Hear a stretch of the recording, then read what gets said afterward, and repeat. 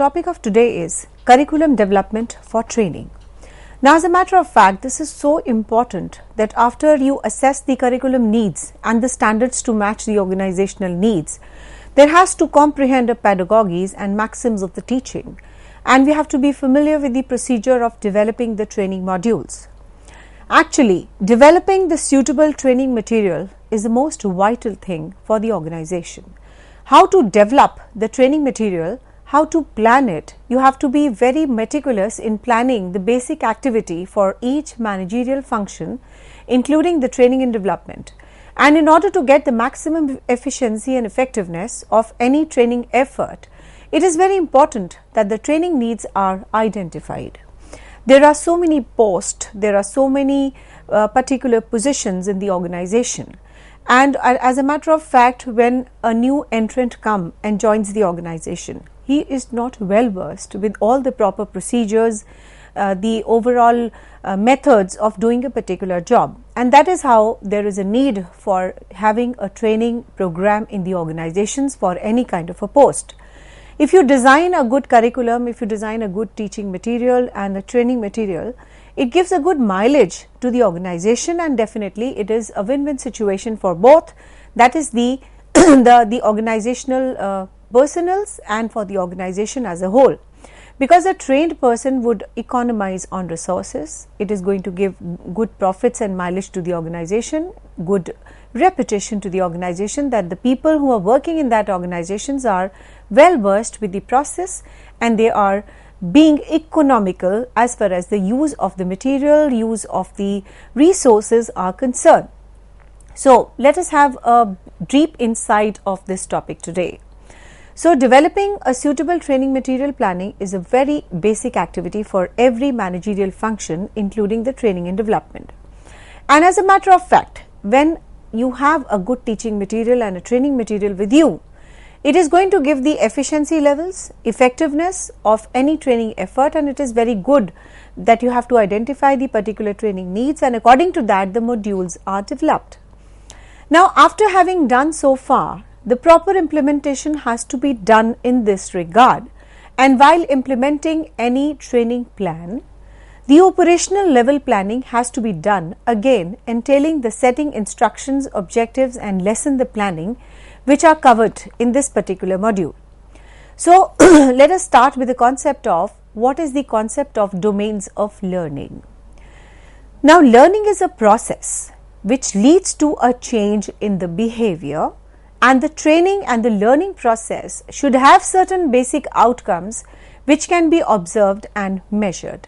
Now, there are three types of learning domains, namely cognitive learning, affective learning and psychomotor learning. So, let us start with the cognitive domain. The word cognitive arises from cognition, which means to know, and knowing is an integral part of seeking the knowledge. The learning process is a cognitive domain and are associated with those mental operations which are used to manipulate the information from the environment. Thus, the cognitive domain involves a number of activities varying from exposure to inform its organization or processing in the learner's mind. Now, following are the levels of the learning of the cognitive domain. The first domain of cognitive learning is knowledge. Now, what is knowledge? Knowledge is the first level of the cognitive learning. Possession of learning or information is the foundation from which the all higher thinking grows. If you do not have the knowledge, you do not have the foundation. So, the first and the foremost level of the cognitive learning is all about possession of the knowledge or information, and it is the foundation for all higher education and higher thinking grows. Now, we come on to the comprehension. The comprehension is the second level of learning. Those with the mental operations which help in understanding of the facts, concepts and the generalizations are included at this level. So, when you talk about the cognitive learning, the first and the foremost domain is the knowledge, and it is the foundation of the basic foundation from which all higher thinking grows. If you do not have the knowledge, you will not be able to have any kind of a cognitive learning. The next is your comprehension, that you should be able to comprehend the mental operations and understanding of the basic facts, concepts, generalizations are concerned. Now, this level incorporates the previous knowledge levels also. The comprehension level may involve any kind of the following process. The translation. The knowledge and the known concept or definition is transferred by a learner into his own word or phrases. Next, we have the interpretation. The student tries to see the interrelations among various recognizable components of any information, for example, the data, facts, concepts, etc. The extrapolation involves the predictions or drawing conclusions, keeping in mind the situations which are beyond those given to the learner. The next is your application. Now, information becomes very meaningful when it is applied to a next situation. And nowadays, there is an increasing emphasis on the development of the application abilities amongst the learners. The learners should be able to apply their knowledge of whatever they learn to a real life situations. The next domain of cognitive learning is your analysis part. At this level of learning, the student can analyze the principles, the concepts and the theories behind it. After having, the basic understanding of the cognitive domains which we have done so far, let me give you a recap quickly. The first domain which we have learnt about the cognitive learning is a knowledge, which is the foundation. Next is you should be able to have a mental comprehension of all the facts, concepts and the generalizations, followed by the application part, that is you should be able to apply whatever you have learnt to the real life situations, and nowadays there is an increasing emphasis on developing the application abilities amongst the learners. Then after this, the next domain of the cognitive learning is your analysis part. At this level of learning, the students can analyze the principles, the concepts and the theories behind it. The next part is your synthesis. It involves the arranging and combining the various parts in such a way so as to form a pattern or a structure which might not have been clearly perceptible earlier. Next, we have evaluation. This level involves the making of the judgments, which may be based either on the criteria of consistency, logic, or may involve some comparison with the standard or the norms. Next part is your affective domain. The learning situation influences the feelings, interest, emotions, attitude of the student. The learning is the affective domain, which includes the changes in the interest, attitude, values and the feelings. All these ultimately lead to a better adjustment ability in the student in the society.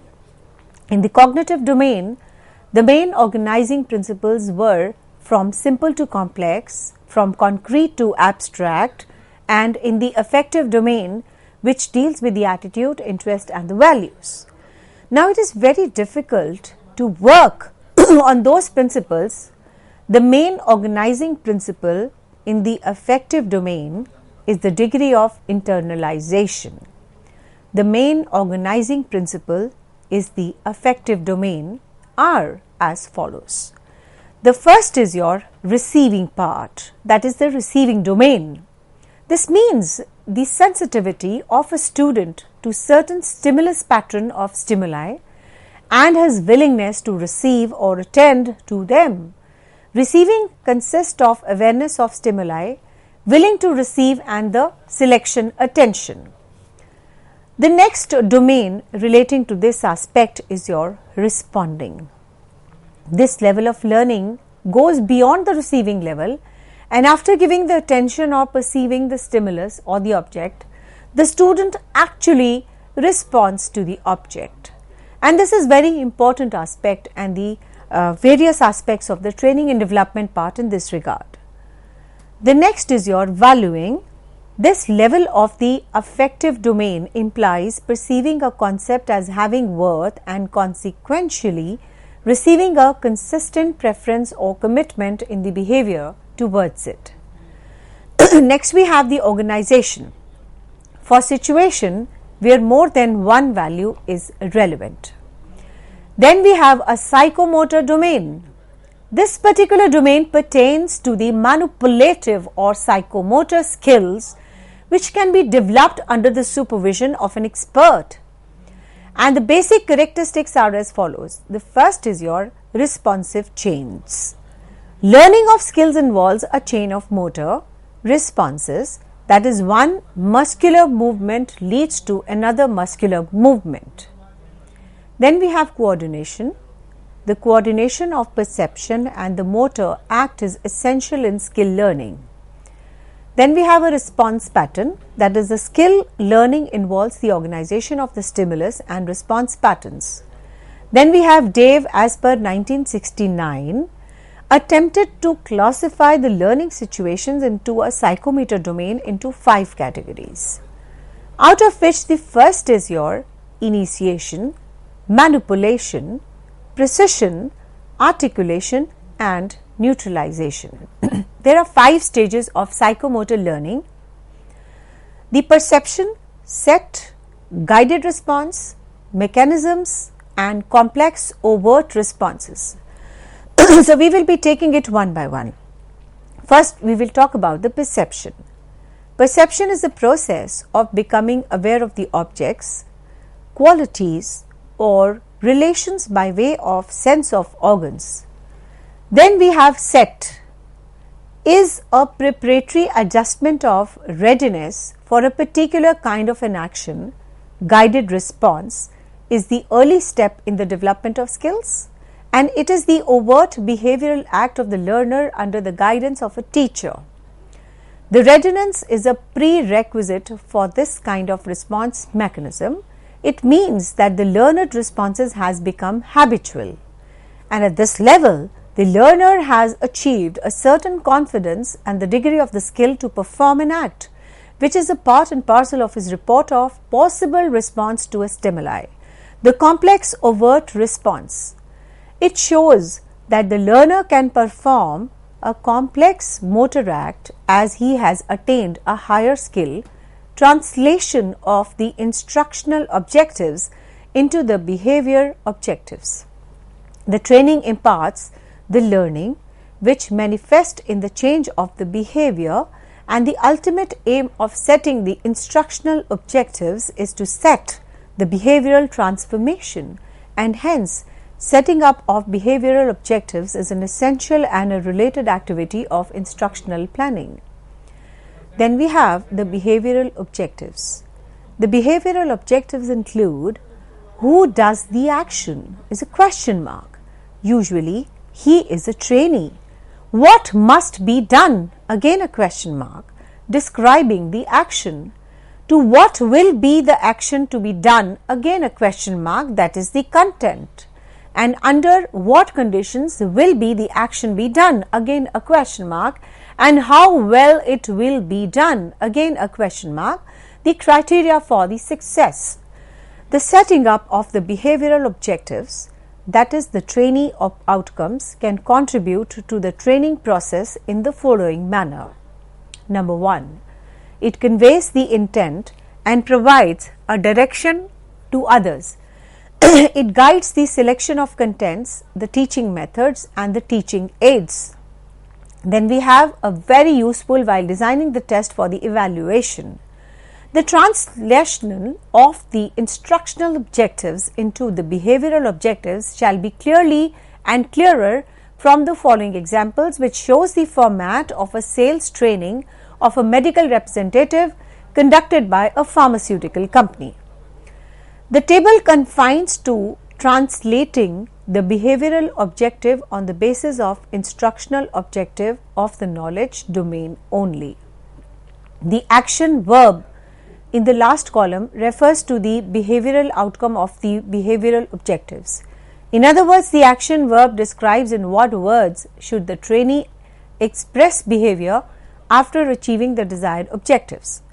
On the similar lines, the translation for the affective and psychomotor domains can also be done, translating the instructional objective at the cognitive domain to behavioral objectives and stating the action verb.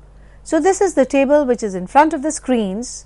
The first topic of the column is the general instructional objectives, followed by the behavioral objectives, again followed by the action verb. So, when you talk about the general instruction objectives, the first is your knowledge level. Knowledge terms used in pharmaceuticals, the knowledge specific facts, knows the selling process and knows the basic principles. What are the behavioral objectives? It defines the recalls the terms and recalls the specific facts and recall the selling process. And the action is what? It defines the recalls and the states. Then the first is the general instruction objectives. It includes the comprehension level, understand the terms used in the pharma and interprets the verbal material. And when you talk about the behavioral objectives, the first part is your explains the terms used in the pharma and infers from the verbal material, predicts the future consequences, and the action verbs talks about the converts, defend, estimates and explains. So, this was all about the first part. Now, let us first know about developing the training modules. The modular approach to the learning and the teaching is a recent development in the field of curriculum design. The educationists all over the world, they uses it. This is a very popular technique which used for online mode of learning. Every academic and research institutions of IIMs, IIS, FAME are used this approach to the curriculum design. Most of the universities offering the distance learning program, including the IGNU, also makes use of this approach. The salient features of the modular approach to the course design are as follows. The first and the foremost thing of the curriculum design development and the salient features of the modular approach is about the breaking up of the course. The entire syllabi is broken down into the self-contained units, which are basically and particularly called as modules. Each module, when you talk about, is a complete piece of information with a definite objective and methodology. All the modules relate to the broad framework of the syllabus. It allows for a choice of modules. The flexibility of the approach is the biggest advantage of modular approach to training. The trainees are free to choose the modules depending upon their interest. Since each of the modules would be self-sufficient, the learners would not have any problem in interrelating these. In certain situations, the trainers might specify the sets of groups of modules and direct the trainees to choose from these groups. Such flexibility, it allows the students to study the subjects of their own choice, and in training the similar modules are prepaid while it can be chosen by the trainees. The next we have a self-learning. The modular approach to teaching is particularly popular when the trainees have to do a self-learning. While learning themselves, the trainees are the best judges of the skills required by them. So, they have to choose from the modules and get the desired training. Next, we have the advantages and the limitations of the modular approach. The biggest advantage of the modular approach is that it allows a high degree of flexibility to the trainees. However, this flexibility can become a limitation if it does not do any kind of an extent that it deviates from the original objectives of the training. Then we have considerations while designing the modules. While designing the modules for the learning, the following points should be kept into considerations. The modules should be self-contained bits of knowledge. The modules should be independent. That is, there should not be any overlapping of the knowledge between the two modules, and in case it happens, then the flexibility of the entire system gets eroded. So you have to make sure that each module which you are offering online should be independent of each other. It should be self-explanatory, and the moment you play the module or have a complete reading of the module, it is a standalone module in its own self. Self-sufficiency is there, and if you compare the two modules, there should not be any kind of overlapping in between the entire system. Otherwise, the entire system gets eroded. So there should not be any kind of overlapping between the two particular modules which are being offered. The modules should be sufficient in the number to allow a high degree of choice to the learners. The modules should be amenable of the self-learning. The modules should have a proper interface with the tutor as well as despite being self-learning exercise. The contact with the tutor is very helpful in making the learning more effective. The modules should be interactive. There should be a proper system of evaluation and the feedback to judge the knowledge and the self-skill level of employees at the completion of each module. Now we have a unit planning. The next step in instruction planning is a unit planning, which can be further divided into three categories. That is the resource unit, computer-based units, and the teaching units. The first, let's talk about the resource unit. What is it all about? A resource unit collects the available ideas specific to a unit of contents which are organized and are amenable for the future use. The resource unit can be put out to be updated in the future. Next, we have a computer-based unit. This is recent in origin but has a wide application in the present times. So in its general form, it can be understood as a computer-based training or an online training. Next, we have a teaching unit. This is an organized collection of daily lesson plans. It suggests the order in which the topics will be taken with the relevant strategies and instructional aids. The steps for an effective teaching unit plan consist of deciding the format, motivating the students, selecting the relevant contents, testing the prior knowledge of students, presenting the organizing and summarizing of learning, reviewing of contents, and evaluation. The major advantage of teaching unit plan is that the behavioral objective can be achieved easily and a daily lesson plans can be prepared and linked with each other.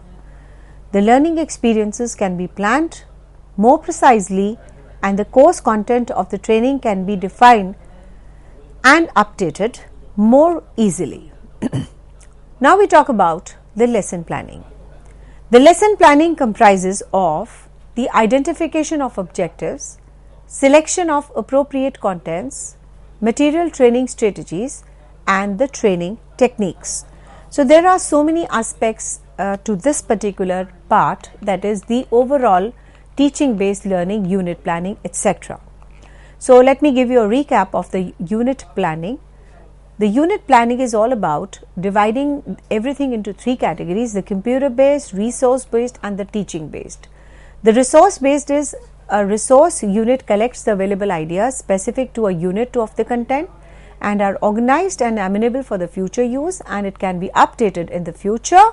Followed by the computer based unit, that is in the recent origin. This is very, very important to have an extensive use of computer based training or online teaching.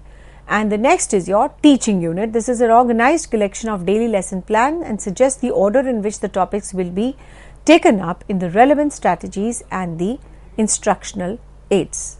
Now we have already discussed about the unit planning, in which the whole was divided into three parts: the resource, computer based, and the teaching unit. Now the steps for an effective teaching unit plan consist of deciding the format, motivating the students, selecting the relevant contents, testing the prior knowledge of students, presenting and organizing and summarizing of learning, reviewing of contents, and evaluation. The major advantage of teaching unit plan is that the behavioral objectives can be achieved easily and the daily lesson plans can be prepared and linked with each other. The learning experiences can be planned more precisely and the course content of training can be defined and updated more easily. Now let us discuss about what is lesson planning. A lesson plan comprises of identification of objectives, selection of appropriate contents, materials, training strategies and evaluating techniques. It is a systematic and elastic approach to the development of scientific concepts and the skills to realize both the general and specific objectives of science of teaching. A lesson plan is also a plan of instruction for a single training session. The development of a lesson plan must be related to a teaching unit plan and it must focus on the behavioral objectives, contents, instructional procedures, teaching aids, evaluation techniques, etc. It must be noted that the format of a lesson plan and the written material is not of great importance. The most important factor is that the lesson planning provides an opportunity to check which of the instructional procedures are potentially more effective for achieving the learning outcomes for a day's lesson. A well-planned lesson plan reduces the anxiety, reduces a trainer's operational problems. Now let us discuss about the general principles of lesson planning. The general principle of developing an effective lesson plan consists of the objectives, trainees' background and the lesson itself, which has been discussed as follows. The first is your objectives. The following points must be considered while formulating the objectives. Number 1 is basic clarity on the behavioral objectives of a lesson, translation of a general objectives into a behavioral objectives, available time of instruction, and the importance of objectives to be achieved for both the trainee as well as the trainer's organization. There has to be a possibility of achieving the behavioral objectives in the light of a trainee's characteristics and available physical features. Next, we have a trainee's background. The lesson has been delivered to the trainees, so they must have taken into consideration while planning the lessons for them. And if a trainer knows about the trainees well, he can facilitate the delivery, includes the demonstrations, discussions, anecdotes, etc. at the proper places to make the instruction process more lively, interactive. Some of the issues worth considerations are as follows. The first is your previous knowledge of the trainees. The next is their capacity to understand, followed by trainees' attitude towards the contents, and next we have a heterogeneity in the trainee groups. The lesson itself. The lesson must be motivating and make the trainees to participate in the instructional process. A sound teaching sequence and the inclusion of a variety of activities in a lesson can make it more lively and interesting for the trainees. Next, we have a format of a lesson plan. There is no fixed format for a lesson plan which has been agreed upon by the educators. It depends upon a large number of factors such as methodology of training, the level of training, understanding and the problem solving. The lesson plan must have some degrees of flexibility so the trainer can accommodate the situational factors arising at the time of instruction. Flexibility also brings about some artistic touch in teaching because effective delivery of knowledge is not confined to a specific principles or the use of the modern teaching aids. A format can be used and based on the several bases such as the lecture demonstration method, understanding level of teaching, etc. The formats are likely to be very different for computer aided instructions or in case of the modular learning. Nowadays, online learning is also becoming very popular. The lesson formats for this mode are as different. A general lesson format based upon the lecture demonstration method is shown as follows. The first is talk about the general information, that is what are the number of the trainees, what is the theme of the training, what is the theme 1, topic 1 of the session, followed by specific behavioral objectives, teaching aids to be used, what is the assumed knowledge, what is the previous knowledge testing, then we have announcement of topic, presentation, etc. So the first is your teaching points, the second is your behavioral objectives, the training activities and the summary. The last we have the generalizations, application, recapitulation and the assignments. Now we are on a very interesting part, essentials of a good lesson plan, because this is the premise and this is the key to success of the successful lesson plan and the modules and the good takeaways to the trainees. A good lesson plan must provide the following to the trainees as well as the trainers. The first is your clear guidelines, which makes the trainees clear on what is expected out of them and why. The real world, concrete experiences of the phenomena concerned are the best suitable example. An opportunity to manipulate, that is, a play with the observations and to discuss or write about them. The change to think about the explanations individually, talk about the ideas with the others, test ideas experimentally and state the conclusions. Then we have an opportunity to apply what has been learnt into a practice. You have to solve the problems with what has been learnt. You have to draw up the conclusions at the end of the lesson. Then we have Herbarian steps, the understanding of the levels of the learning, training, teaching acquaints the learners with the relationship between the principles and the facts, which has been supported by the theory developed by Herbert. These Herbarian steps, which are used by the educators, can be followed while planning and delivering the training. These steps are explained below: the preparation, presentation, comparison, abstraction, generalization, application and evaluation. So the first is preparation. The trainer must begin with the previous experiences of the trainees, and this is essential to motivate them to receive the new information. If the trainers they start with something which is below their previous levels of knowledge, the trainees are likely to lose the interest in it. Similarly, if the trainer talks about something which is about their level, they are unlikely to get anything out of it. The entire effort of training will be wasted in this process. Moreover, an idea of the present skill levels of the trainees shall help in selecting the contents, devising the newer methodologies, use modern instructional aids and the proper evaluation techniques. Next we have a presentation. The first few minutes of any lecture are most crucial time when the trainees either get interested in it or they get disinterested in it. So you have to have the best presentation skills so as to uphold the interest of the trainees. Hence, the trainer should announce the topic with the new facts and the figures. Most importantly, he has to be a good orator. To begin with, a very good example has to be stated or some story has to be stated so that he is able to weave the interest of the trainees and get a better retention of the trainees. So these tips are very important for the trainees to understand, because the first few minutes are very important.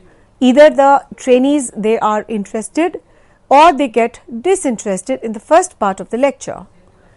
Instructional procedure, which can be used during the presentation, can include some examples, some demonstrations, some kind of discussions, the trainer explanations, etc. More the participation of the trainees in a lesson, better is the effectiveness of that training.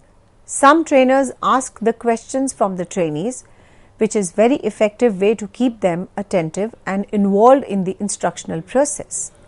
Next we have comparison and abstraction. Finding out similarities or dissimilarities is a very effective means to secure a recall of the lessons. Usually, the comparisons are made with the similar real-time situations which the trainee has experienced in his or her daily life. Relating these with what is being taught increase the retention and gives way to a new ideas. Such comparisons can help the trainees to explorate other situations into the learning experiences and thus find out the newer solutions to the problems. Next, we have generalizations. The identification of the common principles, they help in delivering general principles which make the learning more effective. Just as comparison highlighted the differences, understanding the similarity of situation can also help in making the training more effective. Next, we have application part. The ultimate aim of the training is to solve the real life situations and the problems. The trainer must get examples of how skills have been learned during the training and how it can be solved with their problems or derive the benefits out of them. Next, we have a clarity of the applications, making the learning more meaningful and interesting. More and more stress is being laid on the job training because the trainees are able to relate the instructions with the job immediately. Next, we have evaluation. Planning without control is meaningless, so is a training without evaluation. The training outcomes must be evaluated with a pre-designed evaluation techniques. This helps in knowing whether the teaching has to be effective or not. So unless and until the evaluation is done, how will we come to know that what is the real takeaway of the training modules? If at all there has been a deviations, they can be identified. The causes of deviation can be spelled out very easily, which means you are having a device out of taking care of them in the future. Hence, a trainer must make use of evaluation, preferably at all the steps of the training. So, planning is precarious to do effective training. Planning can be both long term as well as short term. Planning has to be with the need identification, while short term planning deals with primarily the long term instructional planning. Instructional planning operates at 3 levels: cognitive, affective, psychometric, and having all kind of different levels. How to design a training module, how to look upon what aspects have to be added. There are so many factors which drive the training programs. The background of the trainees, their assumed knowledge, what kind of takeaways do this particular unit wants. So all these factors will be kept into consideration while designing a good module for the organization, so that it gives a good mileage to the organization. And the very purpose of having the instructions, having the training modules is a very, very effective and a successful program for the organizations. So let me give you a recap of what we have done today, because these things are very, very important to have a good meaning to the organizations. So the first and the foremost thing which we have talked about is how to develop a suitable teaching material.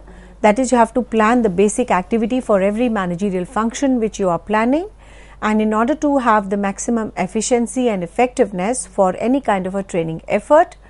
And after having done this, you have to have a proper implementation part, and the implementation part, any training plan, the operational level planning has to be done again, entailing the setting instructions, objectives and the lesson planning which are covered. And we have talked about the domains of learning. Domains of learning is very important, and it has 3 aspects: the cognitive aspect, the affective aspect and the psychometric aspect. The cognitive domain talks about the word cognition means to know, and knowing is an integral part of seeking the knowledge. And after the cognitive domain involves a number of activities varying from exposure to inform the organization or the processing in the learning mind. So the first aspect in the cognitive is the knowledge, which is the first and the foremost and the foundation of this, followed by the comprehension. That is, you will be able to comprehend the mental operations which help in understanding the facts, concepts, figures and generalization. This level incorporates the previous knowledge also, and the comprehension level has a particular definition of transferred by the learner into his own words or phrases. Then we have an interpretation. the student tries to see the interrelationship of the various recognizable components, that is the data, facts and the concepts. Then we have another part which is called as application part. The information becomes more meaningful if it is applied in a right way, followed by the analysis. At this level of learning, the student can analyze the principles, concepts and the theories. He has to synthesize whatever he has learned, that is combining the various parts in such a way so that he is able to follow a pattern of the structure which is clearly defined with a particular perceptible earlier. Then we have the evaluation, because unless and until you do the evaluation, you will not come to know that whether the takeaways are there or not. So the next domain when you talk about the lesson plans is about the affective domain.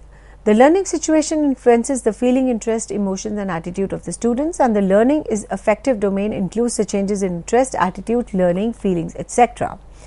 All these ultimately lead to a better adjustment abilities in the students to the society. And in the cognitive domain, the main organizing principles were from simple to complex, from concrete to abstract, etc. And it is very difficult to work on these principles. So the main organizing principle in affective domain is a degree of internalization. Then we have receiving.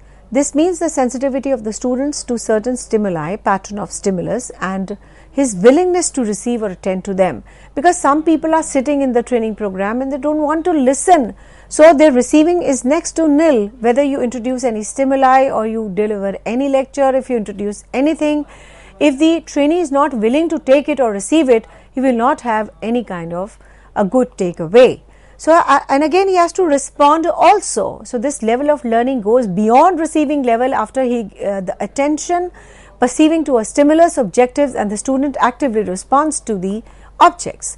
Then we are valuing the things. So this value of affective domain implies perceiving a concept as well as a worth, and consequentially receiving a consistent preference or commitment, etc. Then we have organization for situation where more and more one value is irrelevant. Then we have a psychometric or psychomotor domain. This domain pertains to a manipulative psychomotor skills which can be developed under the supervision of only and only by an expert. Its characteristics are as follows. It has responsive chains. Learning of skills involves a chain of motor responses, that is, one muscular movement leads to another muscular movements. Coordination. The coordination of perception and the motor act is essential in skill learning. Response pattern is also there, that is, the skill learning involves the organization of stimulus and response patterns. Then we have DAVE, that is attempted to classify the learning situations into a psychomotor domain into the following categories. So 5 categories are as follows: initiation, manipulation, precision, articulation and neutralization. So is a preparatory adjustment of readiness of a particular kind of attention, guided response, and the early step in the development of skills. It is overt behavioral act of the leader under the guidance or a teacher, and the readiness is a prerequisite for this kind of response. The mechanism means that the learned response has become habitual. At this level, the learner has achieved a certain confidence and the degree of skill to perform an act, which is a part of the reports of possible response to a stimuli. So complex overt is possible. So overall we have seen the behavioral objectives. The setting up of the behavioral objective is very important. It conveys the intent and provides a direction to the others, and it guides the selection of contents, the teaching methods and the teaching aids, which is very helpful in designing the test of the evaluation. The translation of the instructional objectives into a behavioral objective shall be very clearer from the following examples. The table confines of translating the behavioral objectives into the basis of knowledge, the action verbs. The similar lines of translating the affective and psychomotor domains can also be done. The translating instructional objectives to behavioral objectives and starting the action world. So we have discussed till now that what were the aspects relating to it. Now we will be talking about developing the training modules. A modular approach is perhaps the most popular approach these days. Many universities, IIMs, IIS, IGNOUs, they are following these features. In this, basically how we have to start is we have to break the course into small parts. Small parts are called modules. Each module has a very important complete piece of information. It is a standalone methodology.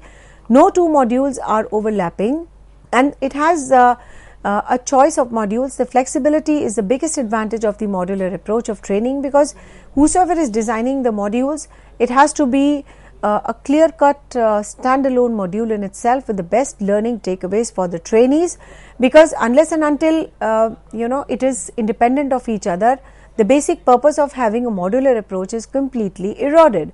So you have to keep these in mind, because it's a self-learning platform. No teacher is there, only you have to play the module, you have to just air the module, and that's all.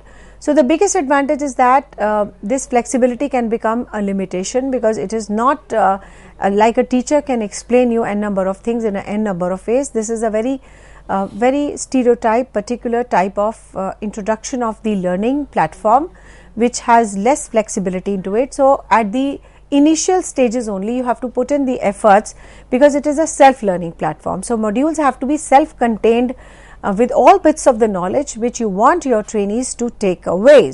So though it has to be independent, of course, and no overlapping of the knowledge of the two modules has to be there. Otherwise the basic purpose is not solved. The modules should be having a self-sufficiency in the number of, allow a high degree of choice to the learners, and the modules are amenable and the learning. The modules should have a proper interface with the tutor, as well as, despite the learning experience, a contact with the tutor, and is very helpful in making the learning more effective. So the modules should be interactive. There should be a proper system of evaluation and the feedback to judge the knowledge and skill level of employees at the completion of each module, in which we have a unit planning, resource planning, computer-based planning, the teaching unit, etc. So the main advantage of teaching unit plan is that the behavioral objective can be achieved easily, and the daily lesson plans can be prepared and linked with each other. The learning experiences can be planned more precisely, and of course, the course content of the training can be defined and updated more easily. That is the lesson planning. A lesson plan comprises of identification of objectives and selection of appropriate content, material, training strategies, and evaluation of techniques. It is a systematic and elastic approach to the development of scientific concepts and the skills to realize both the general and the specific objectives of science of teaching. A lesson plan is also a plan of instruction for a single training session. The development of a lesson plan must be related to a teaching unit plan and must focus on the behavioral objectives, contents, instructional procedures, training aids, evaluation techniques, etc. It must be noted that the format of a learning plan and the written material is not of great importance, and of course a well planned lessons, it reduces the anxiety, reduces the trainer's operational problems. So there are certain principles which have to be kept in mind while lesson planning: the objectives to be kept in mind, the possible trainees background, and the previous knowledge of the trainees, their capacity to understand, their attitude to contents, heterogeneity, the lesson plan itself, the format of a lesson plan. There is no fixed format of a lesson plan which has to be agreed upon in the educator. It depends upon the large number of factors like the methodology of training, the level of training, understanding. The lesson plan must have some degree of flexibility into it, and the trainers can accommodate the situation factors arising of the time. Flexibility brings about some artistic touch in teaching, because effective delivery of knowledge is not confined to a scientific principles and the use of the modern teaching aids. A format can be based on the several bases such as the lecture demonstration method, understanding the level of teaching, etc. The formats are likely to be different for the computer aid instructions, or in case of a modular teaching and learning. Nowadays, online learning is also becoming very popular. The lesson formats for this mode are very different. A lesson plan format based upon the lecture demonstration method is shown as follows. So we have discussed here the essentials of a good plan. That is, it should relate to a real-time situation, the opportunity to manipulate, a change to think about the explanations individually, an opportunity to apply what has been learnt into practice, solve the problems what has been learnt, draw a conclusion at the end of a lesson. So we have discussed here about many steps which are very essential for the lesson plans to make the module more effective.